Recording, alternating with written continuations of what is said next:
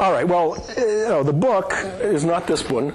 This is Introduction to the Theory of Computation, edition 1, the first edition. The actual book is the second edition. It's got a different cover on it.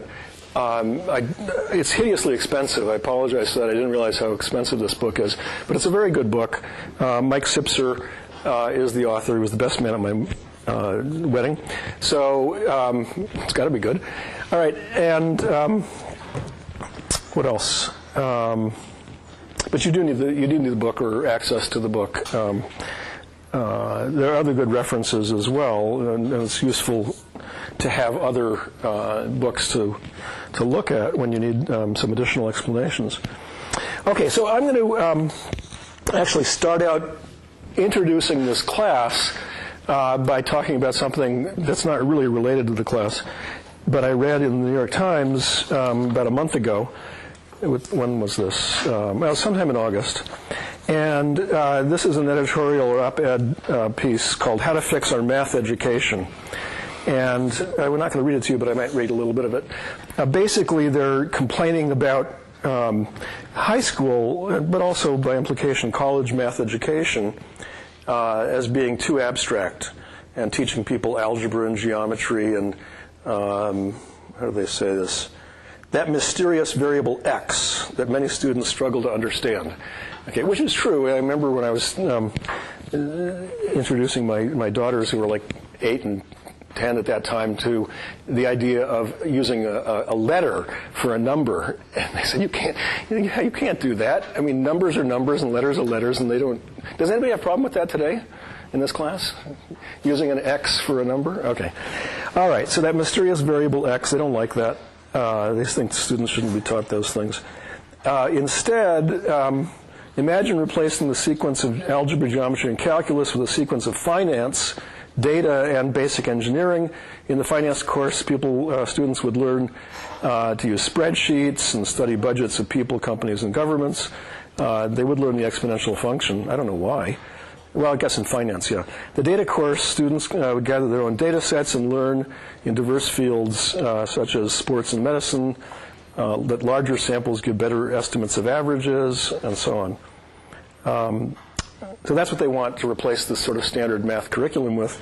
And then they go on to say, traditionalists will object that the standard curriculum teaches valuable abstract reasoning, even if the specific skills acquired are not immediately useful in later life.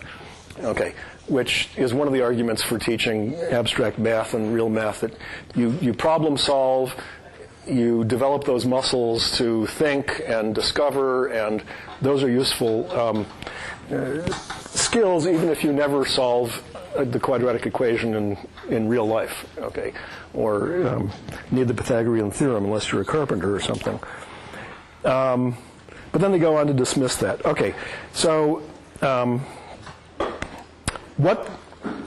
anybody in reaction to that? Anybody? Who's for it? Who's against it? One of the things that this room does, or big classes do, is makes people very passive. They don't want to talk. But I already put on the syllabus that talking, you get extra points for talking. Indirectly. I just remember who's active in the class, and then when I go to give them grades, yeah. Well, to me it makes more sense because it's more obvious how it's relating to the real world, which is what most people have complaints about math in general. Okay, so you sort of support the idea. Yeah, definitely. Anybody else? Yeah. Well, does it have any information on any research behind it, this transition? Oh, any actual research? That I don't think they do. No, I think this is just their opinion. Yeah, I don't think that is. Yeah, any? What do they propose as an alternative? Yeah. Well, very practical, real-world oriented classes where you're learning practical skills that have some quantitative and mathematical content, but they're still, very much related to, using spreadsheets for, real finance type applications, or maybe. I know actually in my daughter's high school math class, they did a lot of carpentry, math for carpentry. So things like that, yeah. I think it would create another barrier to entry for becoming an engineer or becoming a computer science major or something like that. Okay, so for people who really need real math, that would be a problem. Yeah. Similar to what he was saying, guess I should shout, huh? Yeah. So when you're doing a spreadsheet, you're basically using variables anyway. You're specifying a cell instead of a variable. So Yeah. you're going to be using variables anyway, so it doesn't do anything different. And then that's like saying you should use a computer instead of paper. But especially being engineers, we like to work with paper and have space and use whiteboards and chalkboards and stuff like that. Yeah. So Yeah. it does sound like it's just putting an extra constraint instead of actually like broadening people or making it more practical. It sounds like it's just making things harder. So you're saying they need to understand those things anyway, even though what they're dealing with something in between the idea and the actual work. And yeah. Just to add on to that, it might be important to learn the foundation first before you learn the application of it, right? So you want to learn both the foundations and the applications, what you're saying? Like in order to apply the concepts, wouldn't you need to have a foundation of what it is to begin with? Right. You need the foundations in order to do the actual applications. Somebody over here, yeah. I was going to say that it sounds like a good idea because a lot of different people can learn differently. And I think learning through, like how you were saying in your school, carpentry and stuff is a good way to learn like geometry or something instead of just like looking at it in a book. Because a lot of people learn better hands-on. Yeah, okay. So you're like sort of the practical. One more comment, yeah? Sort of to add on to that is, it makes for most people, it makes a lot more sense to be able to look at something and say, okay, how would we do this? Yeah. Now let's see how these things apply. Learning the abstract concepts to use them in a situation. Yeah. Okay. I mean, they're all valid points. I wanted to raise this because it's relevant to this class in this curriculum, in the general computer science curriculum. The computer science curriculum has its abstract parts, but it's a fairly applied curriculum compared to, let's say, a math major or some other certain other majors. English, is probably not considered an applied curriculum. Maybe you just do it for the beauty of what you're reading. Okay, well, my reaction to this, besides the practical issue of whether it was good or bad for high school students, was that one thing that they missed was the beauty of mathematics for the sake of mathematics. That just like learning English or art is not necessarily for the practical value, although you want to learn how to read, but then if you're a literature major, you're doing that for the beauty of the literature, and similarly, there's beauty in math. The other thing that it left out was that maybe this is related to the beauty of math, is that an appreciation that people came up with these mathematical insights just out of their brain. I mean, of course, they did some experiment, maybe some little experiments measuring circles and diameters and so on until they saw the pattern. But basically, mathematics is heavy on deduction, heavy on brain power, and not so much on experiment and observation. And that's something that people should see and come to appreciate, that the human mind can come up with something deep and interesting and non-trivial and beautiful and so on. And if you're not learning real math at some point, you're not going through geometric proofs or whatever, if you're just learning the applications, you're not getting that part of that education, which I think is important. And it's the same kind of thing that you get when you look at beautiful art. They're not going to teach you to be an artist necessarily, but you look at it and say, I can't imagine how a person could have done that. I mean, that's just so amazing. Well, at any rate, this class is on that end of the spectrum in terms of the different types of classes that we teach here. There are some very practical courses, programming, and so on, that are taught in the computer science curriculum. And then there are courses that are for the beauty of the mathematics and for the deductions that some human beings, famous ones, went through to understand something about, in this case, the nature of computation. And there is some practical value in some of the things we teach here. It's sort of overemphasized, I think, because of the desire to look practical. But really, this is the most theoretical course in the undergraduate curriculum in the computer science department, and it's really for the, I say beauty of what these famous people, Turing, Church, Gödel, there are others who could deduce about the nature of computation, and they did it even before computers. So Turing was actually involved in some early real computers in the 1940s, but the others were in the 1930s and even earlier. And they figured out incredibly deep things about the nature of computation without ever having pressed a single key or a punch card or anything. And that's what this class is about. So we start with very simple models of computation, and then we ultimately get to the most general models of computation, and we argue that they are the most general models. And some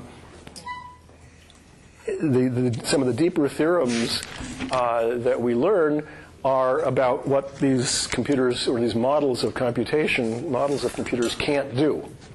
So we, in the end, prove, or actually it'll be somewhere in the middle of the class, prove that there are problems that computers cannot solve.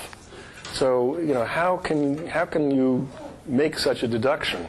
You have to, first of all, formalize what you mean by a computer. It has to be very precisely stated.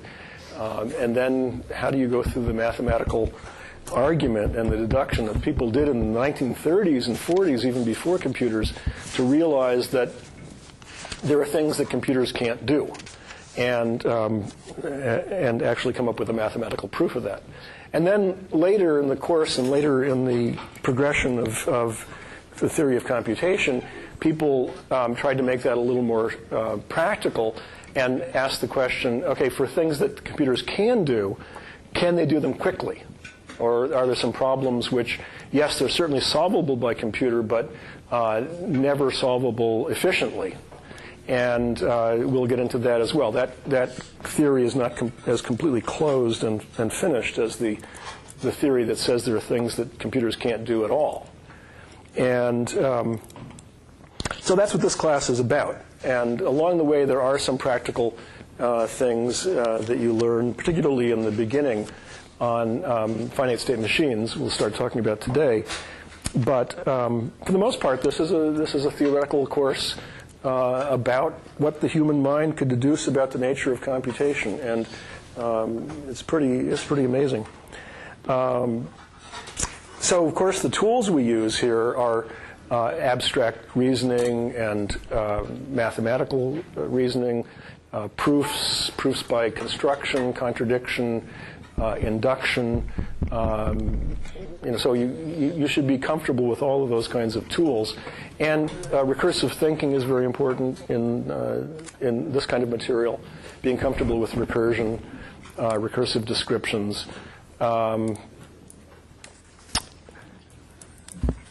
The ability to draw is helpful. Draw little diagrams. But that's about it in terms of the background. You should have had CS20, certainly. If you've had 122, that's helpful, but it isn't a requirement. Math 108, is that still a course that they teach? Does anybody know 108? Yeah, okay. The last time I taught this was 12 years ago, and that Math 108 was the course that they taught in the math department on abstract, sort of the introduction to abstract math and proofs. So that kind of a class is helpful, but again, it's not an absolute prerequisite. All right, so everybody feel you've got the right background, and how many people have taken 122? Okay, so about half the people. It isn't a requirement at all, but it is certainly, it's in the same, it's the class that's it's the closest to this one in terms of theoretical skills, but it's a more practical course. But everybody's had 20 or some kind of discrete math or a proof-oriented type of course. Okay, so any questions about the hand-waving stuff? I always feel like the first lecture is to the instructors is the most important, where I'm telling you the big picture, the philosophy, and all that. It's always the most boring to the students because you don't really know what I'm talking about because you haven't seen the specifics yet. And it's really a lecture I should give at the end after you've seen all the material and you know what I'm talking about. But there's never time at the end, so we do it this way. But any questions at this point? Okay. So I'm starting with chapter 1 in the book. Chapter 0 is just sort of really elementary mathematical things. It tells you what a function is, what a proof by induction is. And if you have any weakness on that, you should review it or review some other sources. So we're going to start with finite-state machines.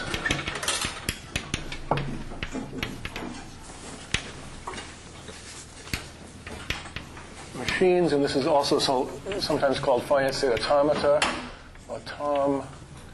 however you spell it. Anyway, whatever. It's finite-state automata, and all right, we just have to dive in. So these concern strings over an alphabet that are processed by this machine called a finite-state machine, and then either accepted or rejected. All right, so we have to have an alphabet, and that's usually abstractly, the alphabet is just usually abstractly written as sigma, and let's just look at a particular one, 0, 1. So this is the binary alphabet. So we're going to be looking at strings that are written over zeros and ones, so binary strings. Okay, and then a string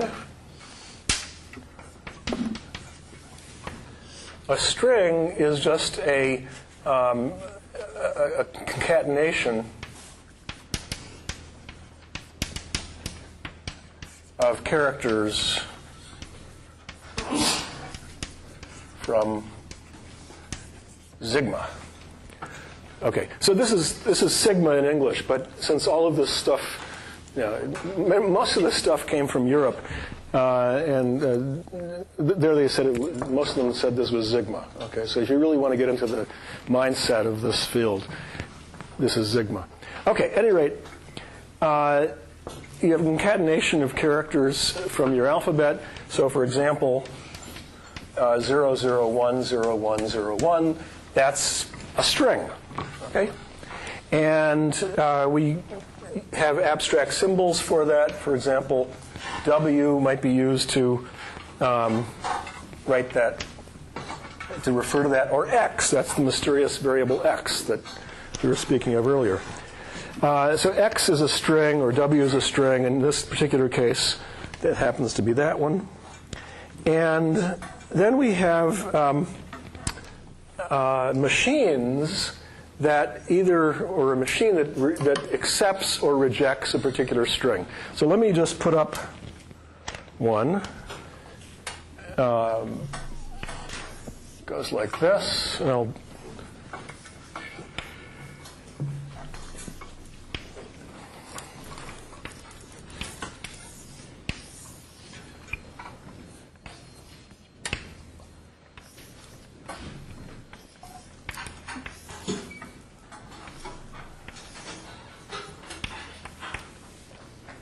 or 1.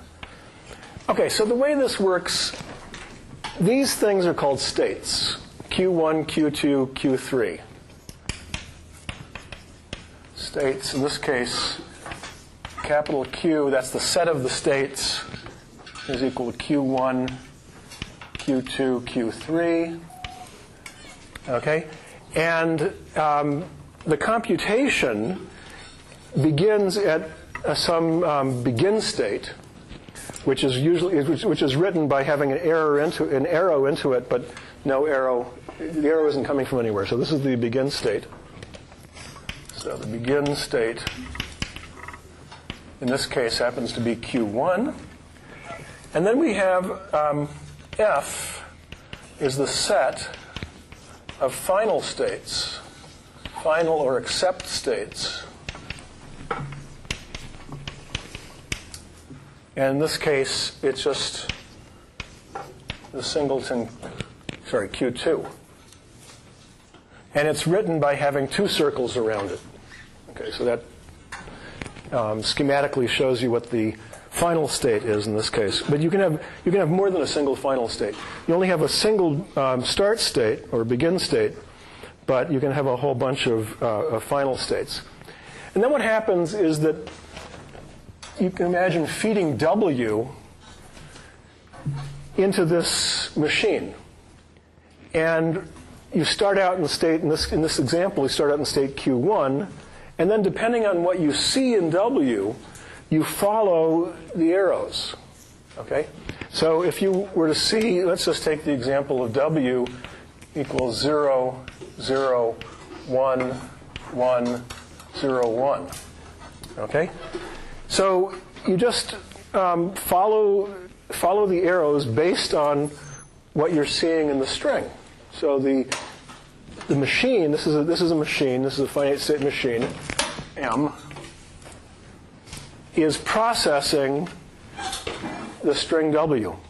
So we start out in Q1, that's the start state. You first see a 0, which means you follow the arrow that's labeled 0, and you're back to Q1.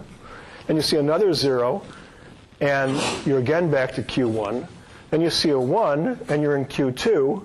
But even though this is the final state, you haven't finished processing the string. Okay? So you're in the final state, but you haven't finished processing the string. That's important to note. Then you see another 1. So you're back in Q2. Then you see a 0. You go over to Q3. And then you see a 1. And you follow this. This says that even if you see a 0 or a 1, you follow that arrow back to Q2. And now you're in the final state, and you've finished processing the string.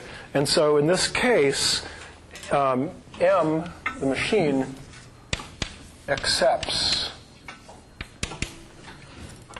the string W. It accepted the string W because it finished processing W while it was in, and ended up in a final state or an accept state. Okay? Now, what would happen if we use the following string? Okay? Then we would do the same. Where would we end up? What state do we end up in this case? In Q3. And Q3 is not a final state or an accept state. So in this case, the machine doesn't accept the string. In this case, the machine rejects the string. Okay? This rejects the string. Okay? So it's pretty simple. If this is your finite state machine, or if somebody shows you a particular finite state machine like this, and then you're given a particular string, you just follow the yellow brick road here until you finish processing the string. And if you're in an accept state or final state, then that machine has accepted the string. Otherwise, it's rejected the string. Okay. Anybody got any questions? There's one very natural one should have. Well, the question I was thinking somebody might have is, well, what if you're in a state and there happen to be two edges out with the same label? Okay? I mean, in this machine that I first wrote up, there was only one edge that had a 1, one arrow that had a 1. What if you had two arrows that have a 1? So you're in this state, and the next character is a 1. Where do you go? You go this way or that way? Well, initially, we're not going to have that. Initially, we're talking about deterministic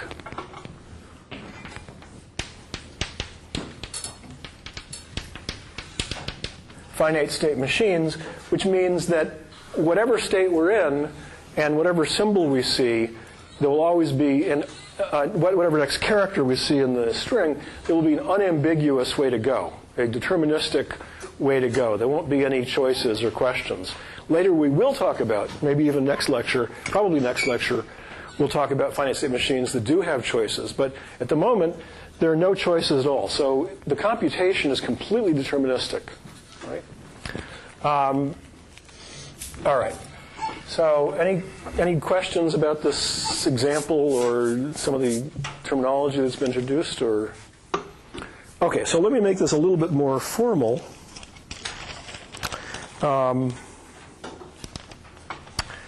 When we talk about a deterministic finite state machine, we describe it with a number of pieces of information. Q is the set of states that the machine has. So I'll give it M. Call it M. Okay. Sigma, of course, is the alphabet.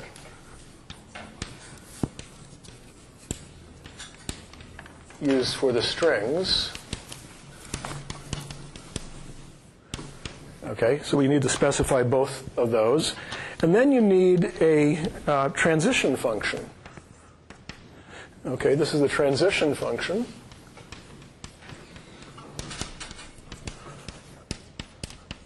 That means if you're in a particular state and you see a particular character, what state do you next go to? Okay? So this is a function. What does it take as... I'll call it input, but there's some fancier mathematical term. What's the fancy mathematical term for what a function operates on?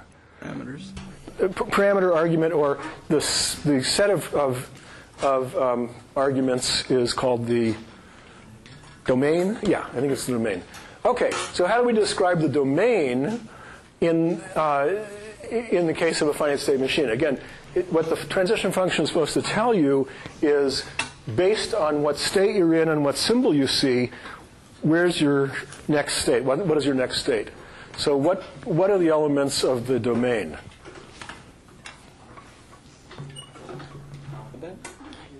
The alphabet. Well, yeah, I guess you can say that, right? Because that's a symbol, right? Q cross sigma. Yeah, right. If you want to put it very mathematically, I'll write that down that way. Q cross sigma. Okay, this is what's called a Cartesian product.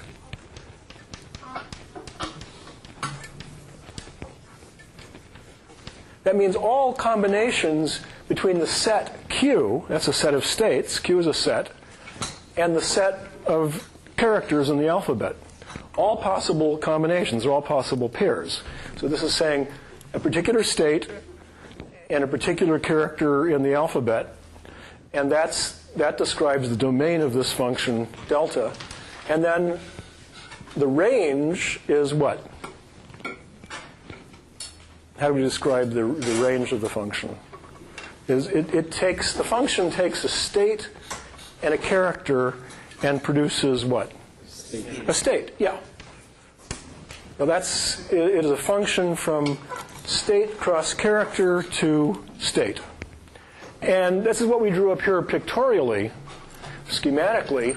If you're in state Q1 and you see a 1, then you go to Q2. Okay? This is the transition function, delta. If you're in Q1 and you see a 0, you go to Q1. That's another way of drawing out the transition function. A more, a different way, a less pictorial way, is just with a table.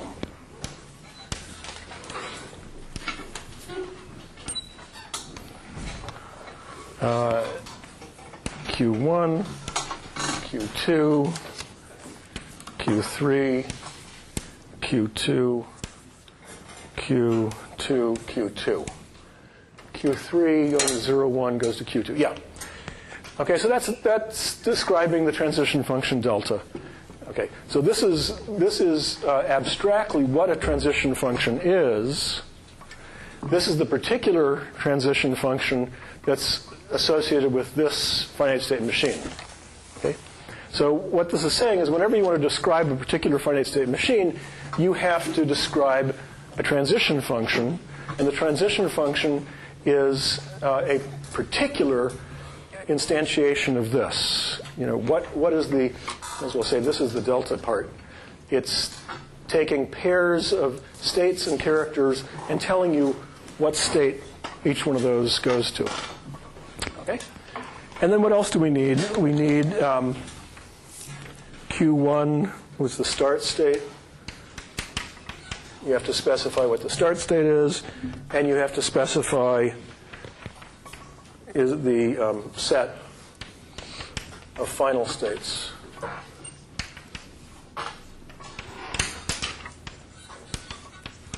Okay? So anytime somebody specifies all of these things, you have a complete description of a finite-state machine. It's not necessarily deterministic. Whether or not it's deterministic No, actually it is. It is, because there's only one. This maps to just a single state. Okay. So this is a description of a deterministic finite-state machine. This is the abstract specification of what it means. And anytime anybody tells you what a set Q is, what sigma is, what delta is, what Q1 is, what F is, then you have a complete description of a particular finite-state machine. And you should be able to go from this description to one of these drawings. Okay? Or the other way around. You should be able to go from one of these drawings to one of these descriptions. And I'm not sure the first homeworks ask you to do that explicitly, but you should be able to do that. Okay, so let's just look at a few more examples. Oh, one more thing. When you look at a finite-state machine, you can describe it this way, you can describe it this way, and in a sense, as input to a computer, that's a full specification. But for humans, there is usually a more concise kind of way of describing what this particular finite-state machine is, or what is the set of strings that finite-state machine accepts. Okay? So if you just look at this for a while and you think about it, what is the set of strings that this finite-state machine accepts?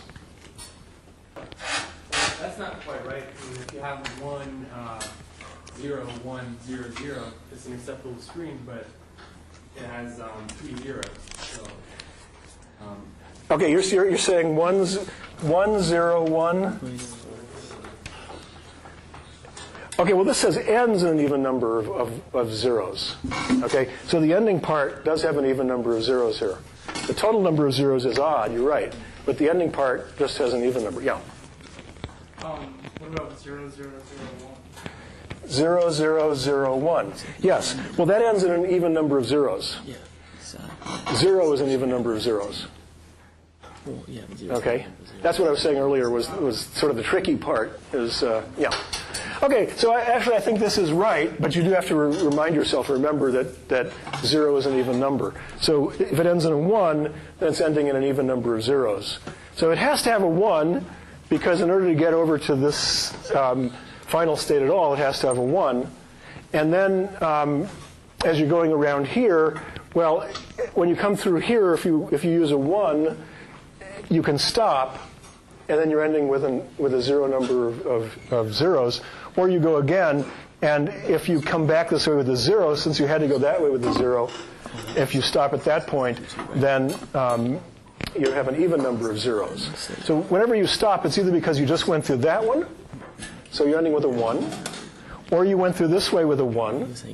In those two cases, you're ending with an even number of zeros. Or you finish with this 0, but you had to get there with that 0, so that's an even number of zeros too. Okay? Yeah, I guess you could go along there several times. It's not just 2 zeros. It could be 4 zeros and so on. You could make a nice proof, a more formal proof, that this is the right description of... we stop at 10 to 12. Yeah, okay, fine.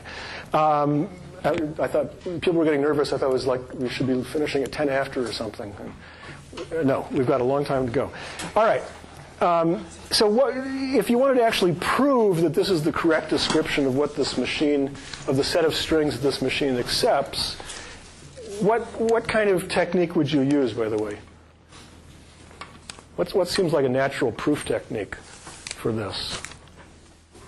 Yeah. Proof by contradiction. Okay, I'm sure you could make a proof by contradiction, and maybe I should make that like a homework problem. But there's another one that I was thinking of. Well, I only mentioned a couple of proof techniques. Yeah. Contrapositive. Okay, that's contradiction too. Contrapositive. This one begins with an I. Induction, right. And we would probably induct on the length of the string. Okay? You want to say that this is the description of the set of strings that this machine accepts. Well, what are all the strings of length 1 that the machine accepts? Just one in this case. It's just the string that contains a single one, and that's satisfied by this. Contains a 1 and ends in an even number of zeros. Okay, and then you would say, well, suppose this is true for strings of certain length. Now we have a longer length, and so on. So I think you could get an induction proof based on the length of the strings. Okay. All right, let's just do another example, try to get really, really familiar with... oh, actually, but I want to introduce one more expression here. Hold on a minute. Tie my shoe.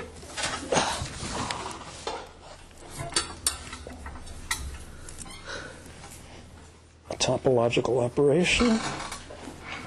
Okay.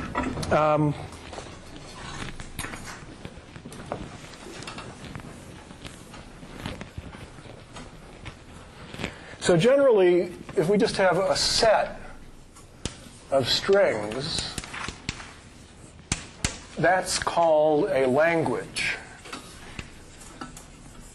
Okay, so the formal definition of what a language is in this topic area is just some set of strings. Okay, and then for a deterministic finite-state machine M, the set of strings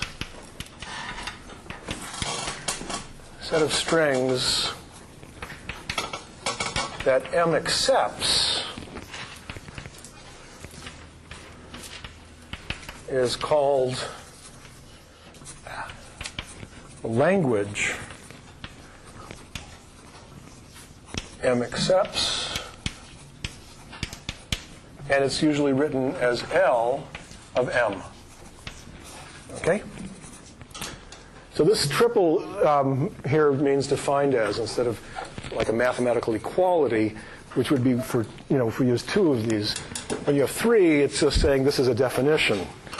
So if we have a finite-state machine M, we can talk about L of M, that's the language that's defined by finite-state machine M, or it's the language that M accepts. Okay. So let's look at another finite-state machine and see if we can figure out what the language that is that it accepts. Okay.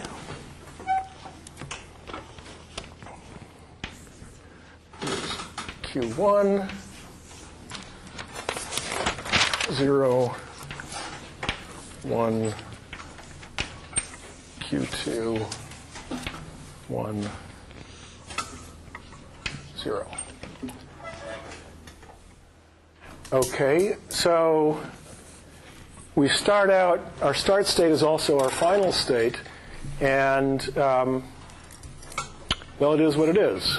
Let's look at some strings that it accepts. If we go, well, it accepts 0 as a string, definitely, because we could go in there. It also accepts the empty string. Empty string is usually written by this little epsilon. Okay, so that's the empty string.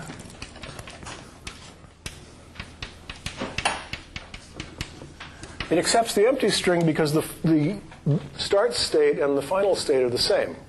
Or put it more correctly, the start state is a final state. Okay, so that's the empty string. What about 0, 1, 1, 1, 1, 0?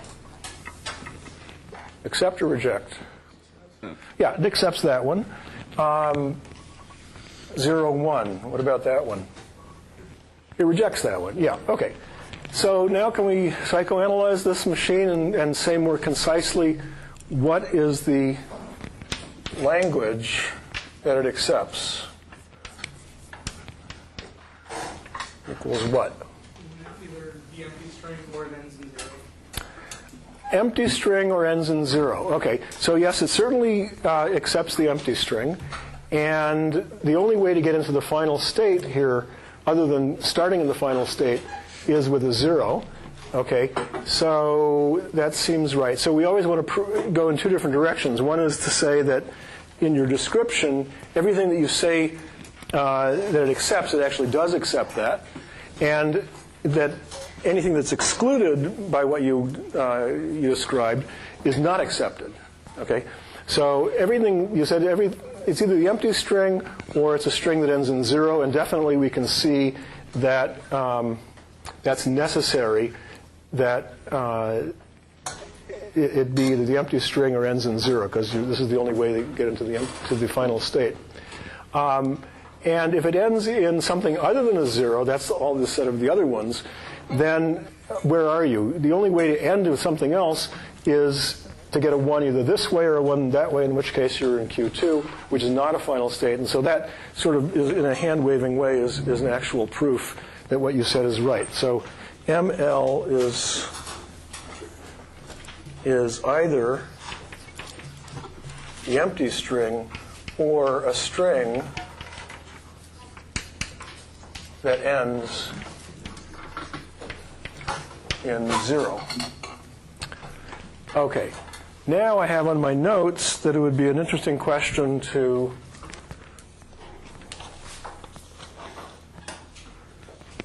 think about removing this. I don't know why anymore, so I won't.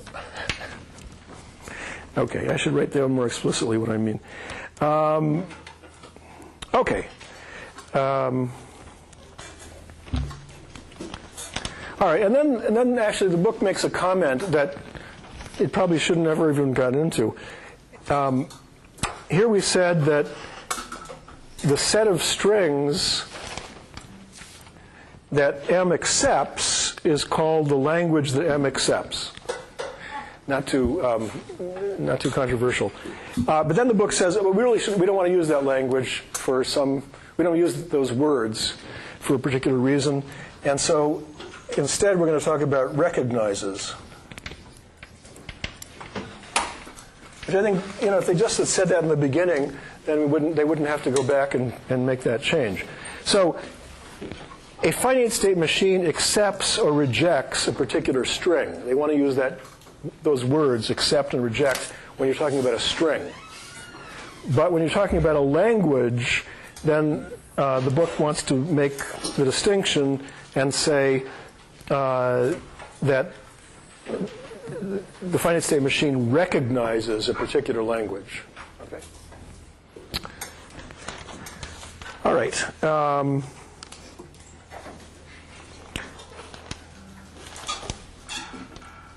Okay. Then we can say a little bit more about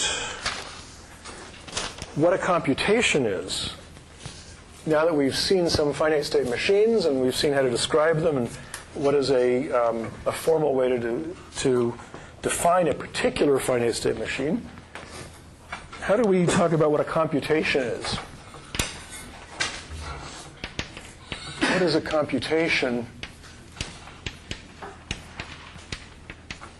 on a finite state machine, or deterministic finite state machine? And by the way, I should have pointed out one thing. Why is this kind of a machine called a finite state machine? Well, we've got states, okay. Why it's a machine, I don't know. But finite is obvious because the number of states here is finite, and I probably should have put that explicitly. A finite set of states, okay, which you probably never would have occurred to you that there might be an infinite finite state. There might be machines that have an infinite number of states, but you can certainly conceive of them. But we aren't. We're talking about machines that have a finite number of states. So you can always write down a description of a particular machine that we're thinking about in this class. It will have a finite set of states. So it's something that's writable. Okay, so what do we mean if we talk about a computation of a finite state machine that recognizes a particular language? Okay, so computation is there's a sequence of states call it R0, R1 through Rn. This is a variable. There's some number of states that the machine goes through. Now, why are these called R and not Q? Well, okay, that's sort of a silly question. I just mean to point out that we're using these Qs to talk about the specific states that are in the finite state machine. And here we're talking about a sequence of states that a particular computation goes through. So these variables R0, R1, their values will be particular states. They'll be particular Qs. But if we're talking abstractly, then I need to use a different symbol. If I told you there's a sequence of states Q0, Q2, Q16, and so on, that's a specific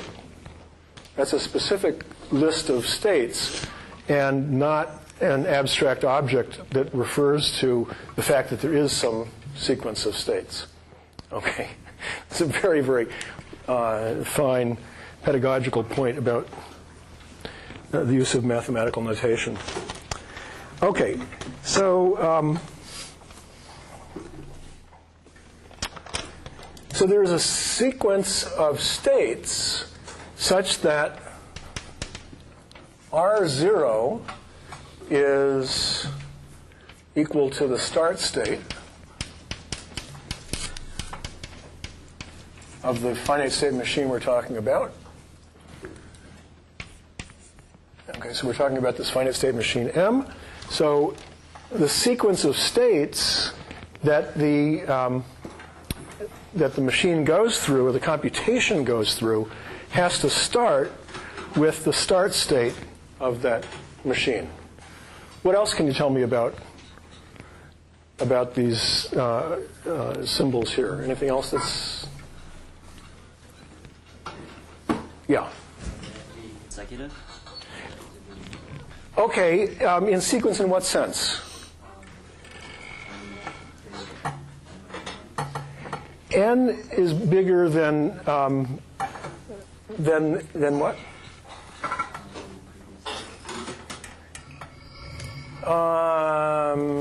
No, I wouldn't want to put that way. These N's just are these are subscripts for this series or this sequence. Okay, this is a sequence of states, and this is the 0th state that we were in, and I don't mean Q0. It's the first state that we're in this computation, and the next state we're in the computation, and so on. Yeah. So I guess Rn minus 1 has to share an edge with Rn. Say that again. Rn minus 1 needs to share an edge with Rn. Rn minus 1. Yeah. Okay. I'll write that down, then I'll write it a little more formally. Needs to share an edge in M with Rn. But when you say share, what do you mean? Can you be more specific? Well, the edges have a direction. There's a who's on which end?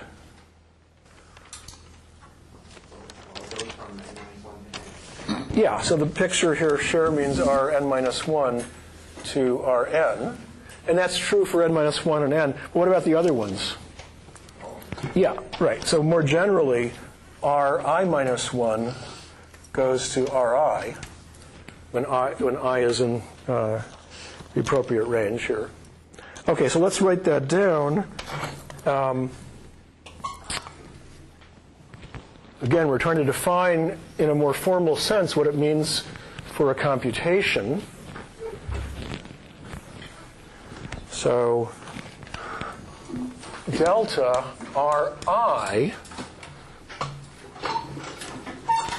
and then you see the I plus first character in the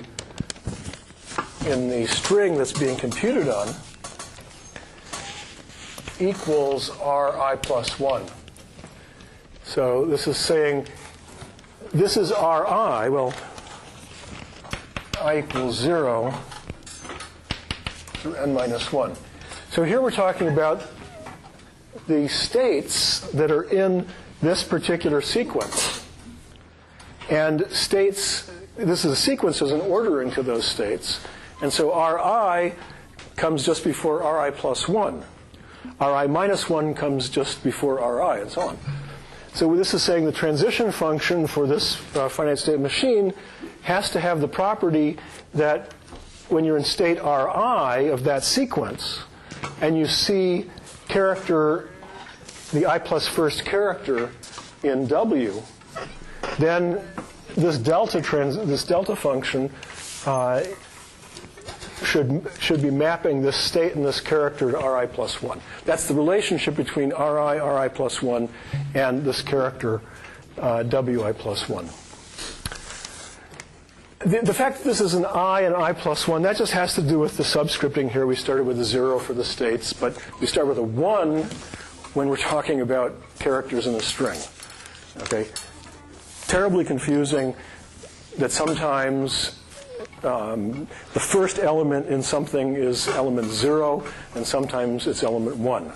But you should all be familiar with that kind of confusion because you've been programming in C, right? Or C++, where in an array, the first element is what subscript? 0.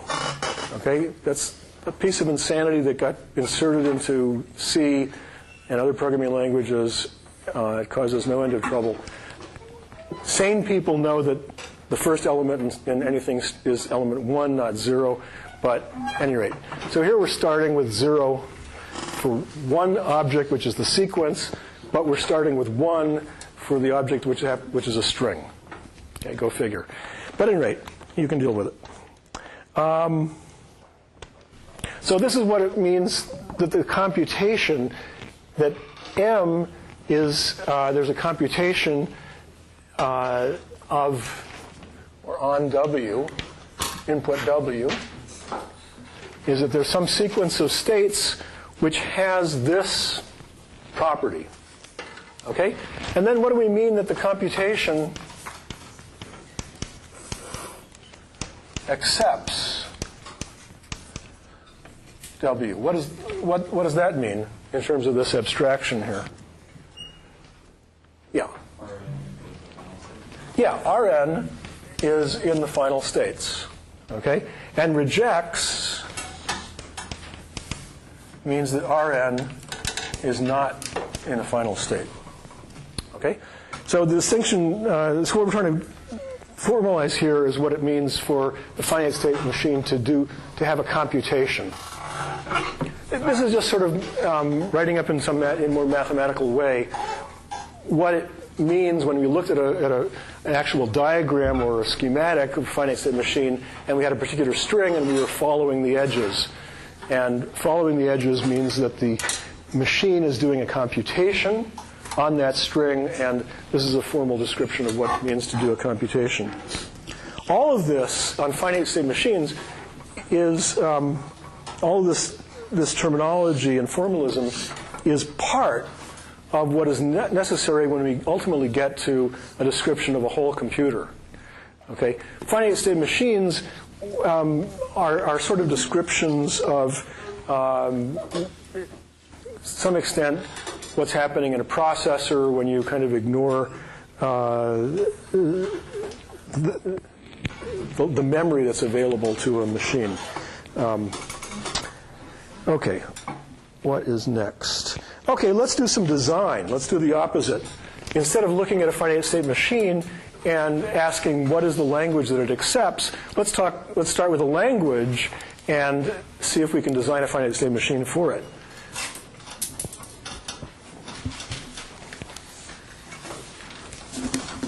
Okay, so let's take this.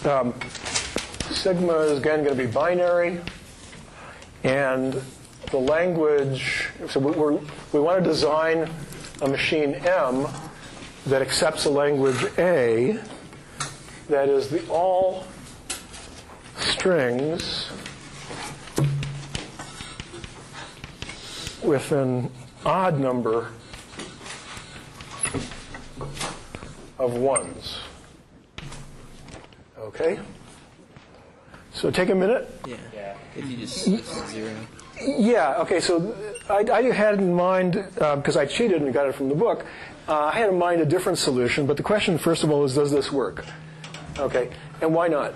If you get 0, 1, 0, you'll end up with 0, 1, 0, so you get 0, 1, 0, you end up in Q1 and you reject.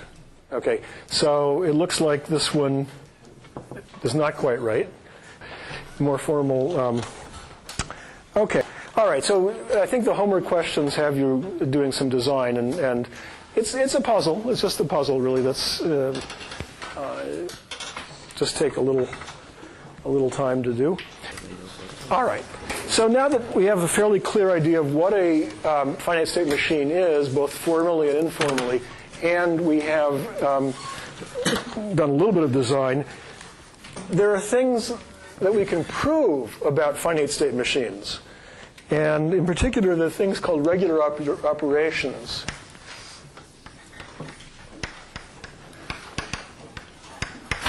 Regular operations. So one is called union. So, oh, actually, I need to introduce one more term. I'm sorry.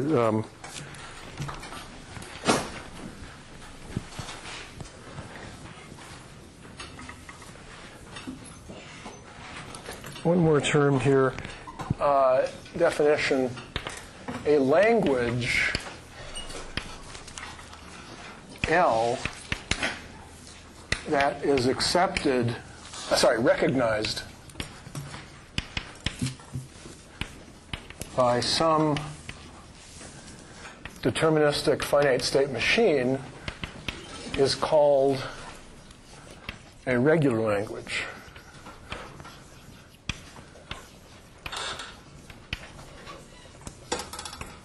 Okay. All right. And then we're doing these regular operations, which is union over regular languages.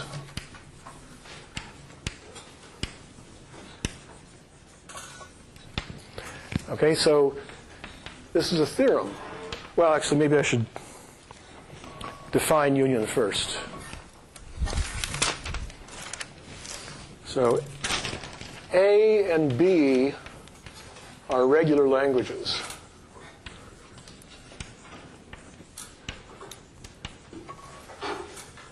Okay? Well, each language is a set of strings, so these are sets. Okay? A is a set of strings and B is a set of strings. It happens to be that A is a set of strings that's recognized by some deterministic finite state machine, and B is a set of strings that's recognized by some deterministic finite state machine. Okay, but they're still just sets. So what kind of things can you do with sets? You can take unions, you can take intersections, you can take differences. What's the exclusive or difference? Anyway, you can do all kinds of things with sets. You learn that in high school. So you can think about the set A union B. Okay? That's the set of strings that are either in A or in B, or maybe they're in both. Okay? So we can ask, is A union B a regular language?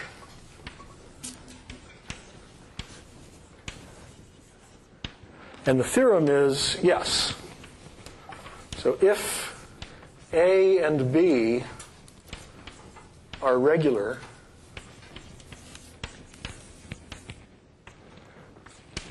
then A union B is regular. Okay? That's a theorem. That's something we can prove. Now, is everybody clear on what it's stating? Again, think about A as a set of strings and B as a set of strings. It happens to be a set of strings that's recognized by some finite state machine, and B is a set of strings recognized by a finite state machine. But because they're sets, they can be unioned, and so we can think about A union B. And this theorem says that if A and B are regular languages, then A union B is also a regular language. Okay? How do you prove that?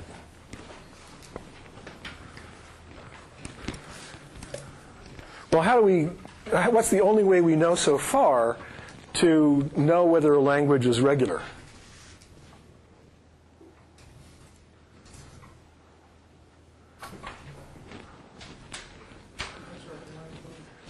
Yeah, if it's recognized by some deterministic finite-state machine. That's the only way we know so far. We're building up some tools, but so far, the only possible way of exhibiting or proving that a particular language is regular is by showing a deterministic finite-state machine that actually recognizes that language. Okay? So we want a deterministic finite-state machine that recognizes A union B. And under the assumption that A is a regular language and B is a regular language, we know what about them?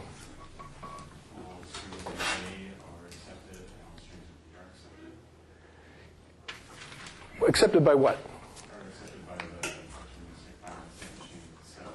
The union of them only contains the strings that are in A and the strings that are in B. So by saying that A and B are already regular languages, the only strings that are available in A and B are going to be strings that are accepted. But accepted by what? By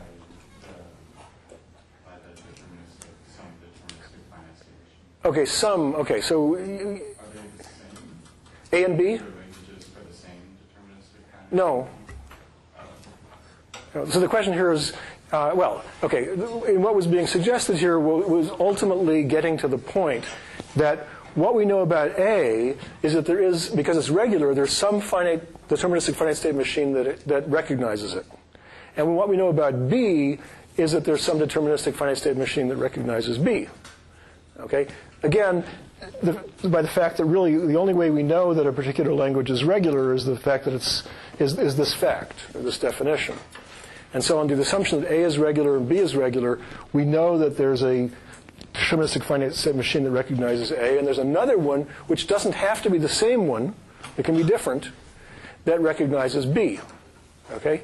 So we've got these two deterministic finite-state machines that recognize two different languages, and now we somehow want to use them to build, or to talk about how we would build if we actually literally had the finite-state machine for A and the finite-state machine for B. If we had those in our hands, how would we use those to build a deterministic finite-state machine that recognized A union B? Cascade. Any ideas? Just like cascade. Well, a union is kind of like an OR, right? You're saying, well, I'll accept a particular string if it's accepted by A or it's accepted by B. I mean, if it's in A or if it's in B. Okay, so you might think you do the following thing. Here's the finite-state machine M1 that recognizes A, and here's M2 that recognizes B. So we have these two deterministic finite-state machines, and we want to accept if and only if a particular string W is accepted either by A or is in A or in B. Okay, so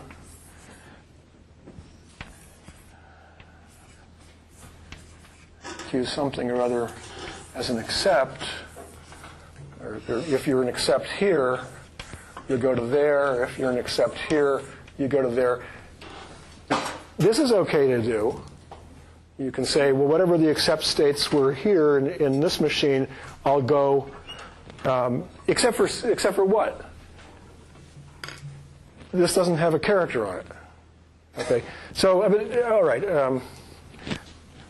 Sorry, that was silly. I can just make the final states of M1 or M2, and that's fine in terms of a description of a finite-state machine.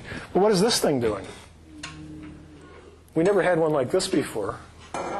There's no character on here. Okay? What character would you put there? Well, if your languages A and B were nice, that the ones that this accepts always start with a 0 and this one always starts with a 1, then that would work. But if they can both start with zeros, then we don't know what to do. So what I'm trying to motivate here is that the obvious thing to try, which is something like this, because a union is like an OR, and this kind of looks like an OR, that isn't going to work. Okay? So it's wrong. This was a good first attempt, but it doesn't quite work. We don't have an OR in deterministic finite-state machines. And we don't have edges that don't have symbols on them or characters on them. So this isn't going to work. So anybody have another idea? Yeah? I had a question. Could you maybe show an example of what a language that isn't a regular language looks like, so we know, like... What a language that isn't a regular language. Because I feel like you could have almost any set of strings and then make a finite state machine that would recognize that. Okay, we're actually out of time, but this course will not only show you one, it'll prove that particular languages are not regular. Okay, so that in fact is something we're going to do, and fairly quickly.